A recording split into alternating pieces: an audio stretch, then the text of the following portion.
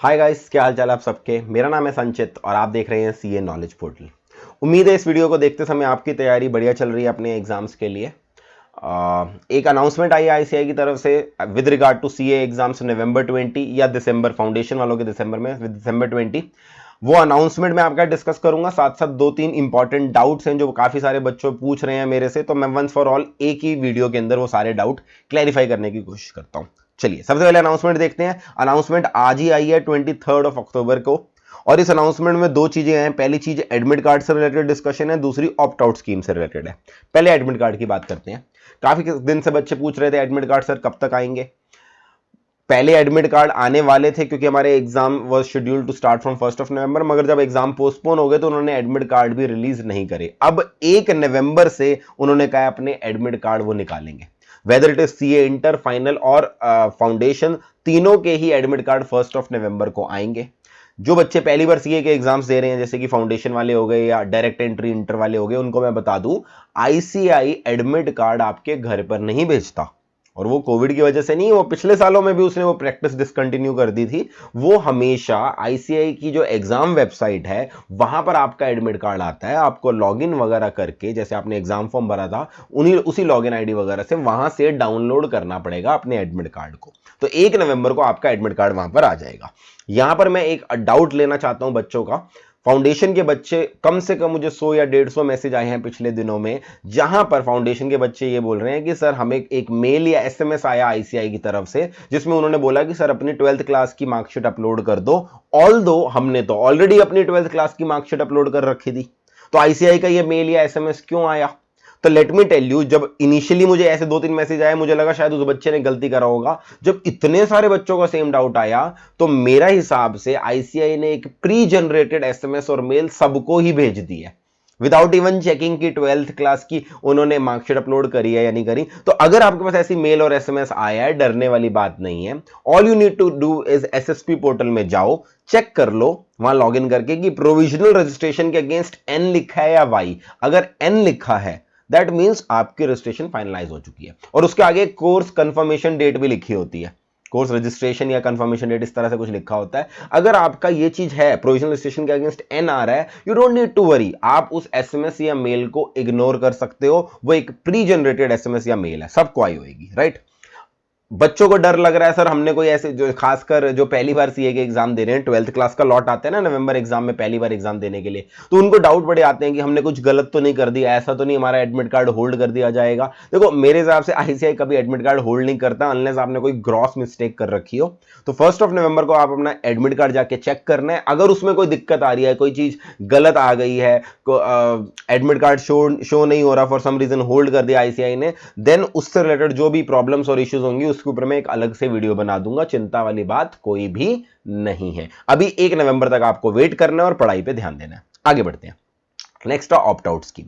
Opt out scheme के बारे में आपको पता है, थोड़े दिन पहले भी जिक्र आया था। ऑप्ट आउट स्कीम के बारे में उस समय आईसीआई ने बोला था कि ऑप्ट आउट स्कीम, जब एसओपी आए थे तब आया था इसका जिक्र, कि हम ऑप्ट आउट स्कीम लाएंगे, मगर सिर्फ उन बच्चों के लिए लाएंगे जो कि कोविड पॉजिटिव हो गए हैं या जो कंटेनमेंट जोन में हो गए, यानी specified set of students were to be given opt out scheme, which was criticized and which was unfair also. It should have been criticized. Criticism इस चीज पे हुआ था कि सिर्फ कोविड पॉजिटिव बच्चा ही ऑप्ट आउट क्यों कर सकता है। एक नॉर्मल बच्चा जो अभी बिल्कुल ठीक ठाक है, मगर जो डर की वजह से, जिसको अपने आप को सेफ रखना है, एग्जाम नहीं देना चाहता, या जिसका एग्जाम सेंटर आसपास नहीं बन पाया है और वो ट्रेवल नहीं करना चाहता, उस बच्चे को भी ऑप्ट आउट की फैसिलिटी मिलनी चाहिए, यानी that should be open for all. अब जब आईसीआई ने बोला है, वहां पर क्लियर कट लिखा आ रहा है opt out attempt, November attempt for all मतलब हर तरह के बच्चे के लिए लाया जाएगा, सिर्फ कोविड पॉजिटिव कंटेनमेंट जोन ऐसे बच्चों के लिए नहीं। It will be open for all, दे उसमें कोई रेस्ट्रिक्शन नहीं होगी एज सच। और ये ऑप्ट आउट विंडो 7 नवंबर 2020 से आएगी, यानी कुछ दिन आपको वेट करना पड़ेगा। अब इस ऑप्ट आउट स्कीम का क्या प्रोसीजर होगा वो अभी तक नहीं आया, क्या इससे बेनिफिट्स आएंगे वो अभी तक नहीं पता, मगर बेस्ड ऑन ऐसी ऑप्ट आउट स्कीम जो मई 20 के लिए आई थी, उसके ऊपर मैं आपको बता दूं ऑप्ट आउट से होगा क्या, क्योंकि बच्चों को समझ नहीं आता ये ऑप्ट आउट का मतलब क्या है। मैं लेवल वाइज डिस्कस करता हूं। सबसे पहले अगर आप एक फाउंडेशन स्टूडेंट हो और आप ऑप्ट आउट करते हो, आपको मेरे हिसाब से सिर्फ एक ही बेनिफिट मिलेगा कि आपकी जो एग्जाम फीस आपने नवंबर 20 के लिए ऑलरेडी पे कर दी है 1500 रुपए, वो कैरी फॉरवर्ड हो जाएगी और मई 21 का एग्जाम फॉर्म जब आप भरोगे, विच विल टिपिकली कम इन फरवरी 2021, उस समय जब मई 21 का एग्जाम फॉर्म भरोगे, आपको एग्जाम फीस फिर से नहीं भरनी पड़ेगी। रजिस्ट्रेशन फीस 9200 की वो तो भरनी नहीं होती, एग्जाम फीस भी नहीं भरनी पड़ेगी, तो एज इफ आपका कोई मॉनेटरी लॉस नहीं होगा। मगर फाउंडेशन में कोई एग्जेम्पशन का कॉन्सेप्ट होता नहीं है, क्योंकि 4 पेपर ही होते हैं, इसलिए और कोई भी बेनिफिट ऑप्ट आउट की वजह से नहीं मिलता दिख रहा मुझे फाउंडेशन को।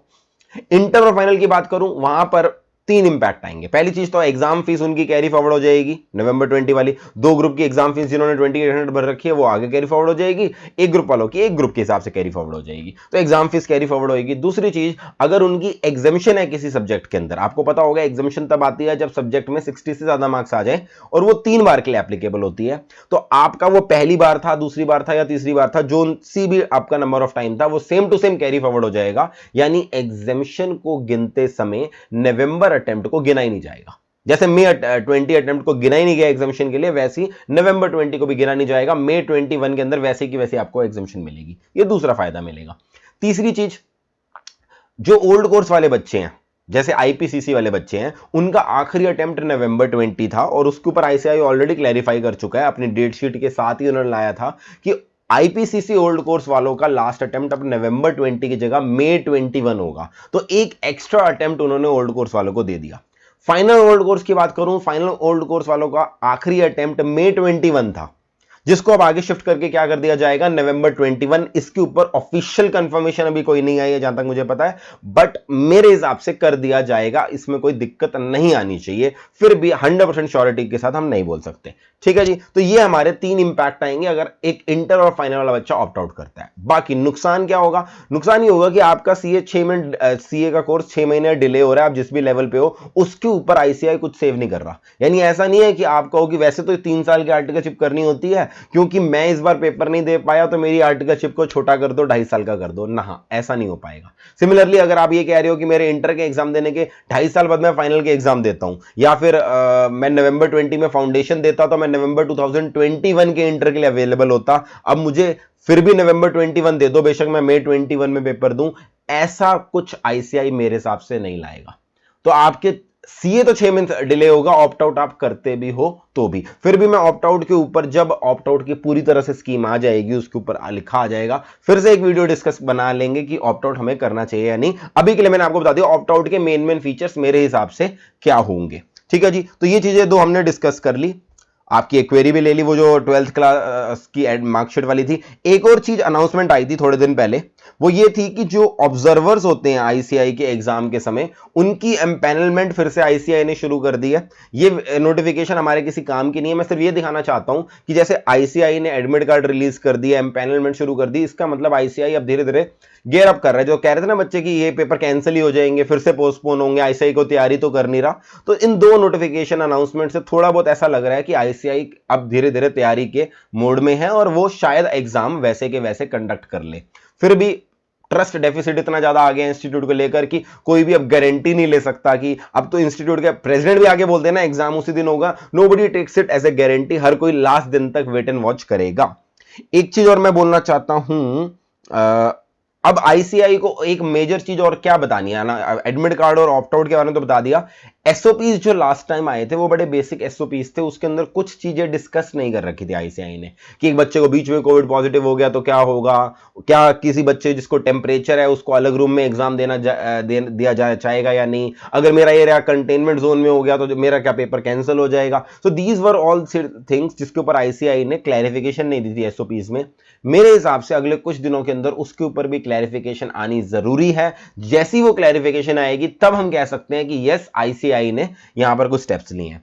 फोर्थ चीज, एग्जाम सेंटर के ऊपर आईसीआई की तरफ से कोई क्लैरिटी नहीं आई कि उनके पास एग्जाम सेंटर अवेलेबल है या नहीं है। उन्होंने लिस्ट तो दे दी है, बट ऐसा सुनने में आया था बीच में कि एग्जाम सेंटर के ऊपर कोई क्लैरिटी नहीं आई है। तो we will wait and watch, अगले कुछ दिनों में इसके ऊपर जब अनाउंसमेंट आएगी मैं आपको इसी चैनल पे आपको बता दूंगा।